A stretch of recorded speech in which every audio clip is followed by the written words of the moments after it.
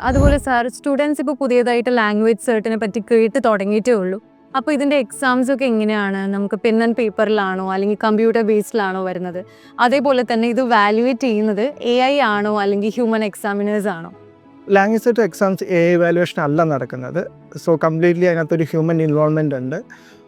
ഇതിനകത്ത് കുറച്ച് പ്രത്യേകതകളുണ്ട്. ഹ്യൂമൻ ഇൻവോൾവ്മെൻ്റ് ഉണ്ടെന്ന് പറയുമ്പോഴും ഇപ്പോൾ ലിസണിങ് പാർട്ട് എടുത്തു കഴിഞ്ഞിട്ടുണ്ടെങ്കിൽ ഏറ്റവും വലിയ USP ഇതാണ് ഇതിൻ്റെ ഈ ഒരു എക്സാമിൻ്റെ.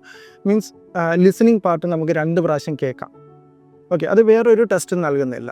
പിന്നെ റൈറ്റിങ്ങിലാണെങ്കിലും ഇപ്പം സ്റ്റുഡൻസിന് ഇതിനകത്ത് ഒപ്പീനിയൻ ടൈപ്പ് ക്വസ്റ്റ്യൻ മാത്രമേ ചോദിക്കൂ. സോ ഒരുപാട് ഫീച്ചേഴ്സ് ഇതിനുണ്ട്. ഇപ്പോഴത്തെ ജനറേഷനിലുള്ള സ്റ്റുഡൻസിന് വേണ്ടി ഉണ്ടാക്കിയ ഒരു എക്സാം പോലെ തന്നെയാണുള്ളത്. കാരണം നമ്മൾ ഒരുപാട് റിസർച്ച് കാര്യങ്ങൾ നടത്തിയിട്ടാണ് ഈ എക്സാം കൊണ്ടുപോയത്. സോ ഒരുപാട് ഗുഡ് ഫീച്ചേഴ്സ് ഉണ്ട്. ബട്ട് അതിനകത്ത് 2 മെയിൻ USPs ആണ് ഞാനിപ്പോൾ പറഞ്ഞത്.